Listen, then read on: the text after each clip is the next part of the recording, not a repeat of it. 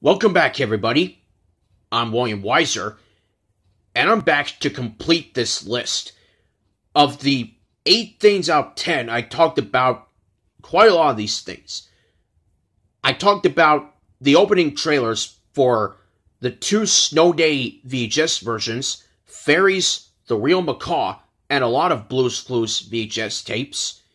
I talked about the Notebook phone and other scenes that centered around that in the movie, shortly after my character finds out about what's going on.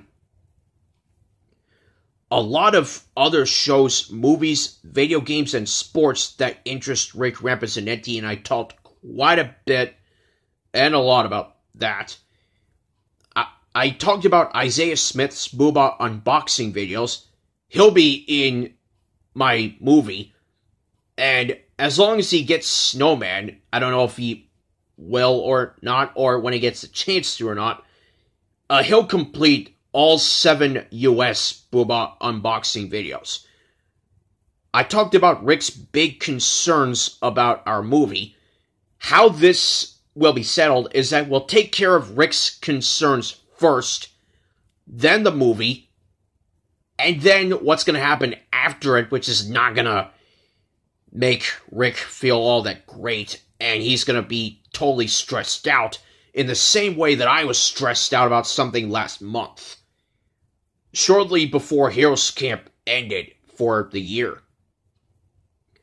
I talked about more Blue's Clues opening trailers. I talked about the Dragon Tales version of the Kellogg's Rice Krispies commercial and the Kellogg's Fruit Loops commercial, and I believe I made a mistake on the name. I said in the video that the name was Adam Rich. I watched the video again and I realized that it was Asher Rich that was obsessed with the Fruit Loops commercial. Asher, I'm sorry that I forgot your name, but it's just a mistake. And I know that nowadays I am over my fear of the Rice Krispies commercial, even though it's still spine-tingling. But I would still take the Teletubbies version over this version any day.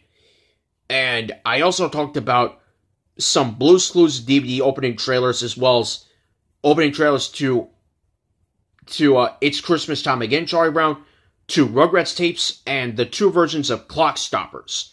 Okay, now on to the final 2 things.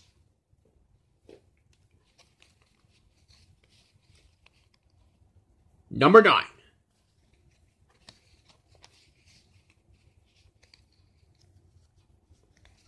Come on, Jingba. Okay. Number 9. The Rugrats Trio, Tommy, Phil, and Lil. As for this trio, you may know that trio for 2 different things I have. Well, kind of 3 if I'm adding the opening scene from Dr. Tommy Pickles, where Tommy and Phil and Lil play with some feather pillow thing. I don't remember what it is, but I know it's made of feathers. And as for the main focus of this trio, in the Rugrats Mommy Mania VHS, there's one episode with Tommy and Phil and Lil as the 3 Rugrats, entitled Game Show Dee Dee. And I know that was the one that I was hoping that Chucky was in it, but he wasn't in it for some reason. But at least you have that trio in it, and at least they kind of got to see Dee Dee win on a game show and win a prize. So that was cool. And Phil and Lil are in 3/4 of that tape. And Tommy's in it for 4/4, and Chucky only 1/2. And sure, there's one episode on it entitled Family Feud, where Tommy and Chucky are worried about playing with Phil and Lil after Tommy's parents and Phil and Lil's parents get into some major disagreements or major fights, but eventually they get along at the end because of Chaz stopping this fight.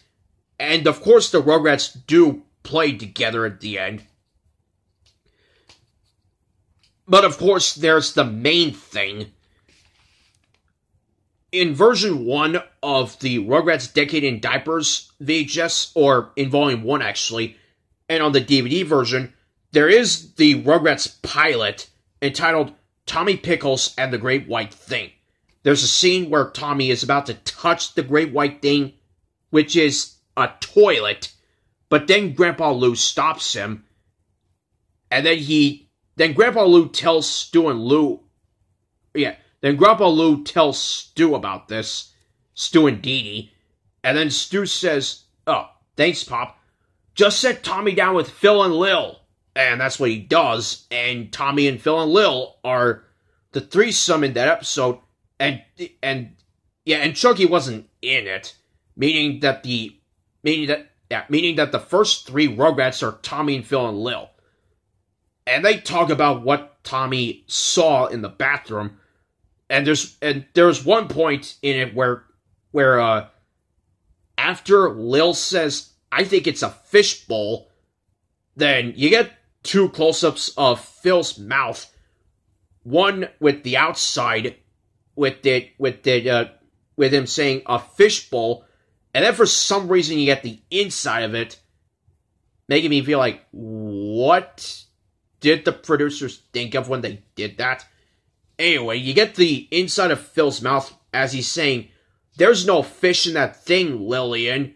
And literally every time he says that, it's like he's saying, "There's no fish in that thing, William." Like he's saying that to me, because William is my name, not Lillian. Well, I saw something around in there, Philip. And after that scene, Phil and Lil are not in that pilot anymore, but Tommy's the main focus. And after that was brought up, it gave me the idea to do a drawing with Tommy and Phil and Lil all grown up in like this on a game show. And after seeing Game Show D, I was like, hey, these 3 could be contestants on this game show. But if they were to do that, they would have to be at the right age for them to play. So that was just a thought and a dream. And at least those 3 appeared on a game show, but of course not as contestants.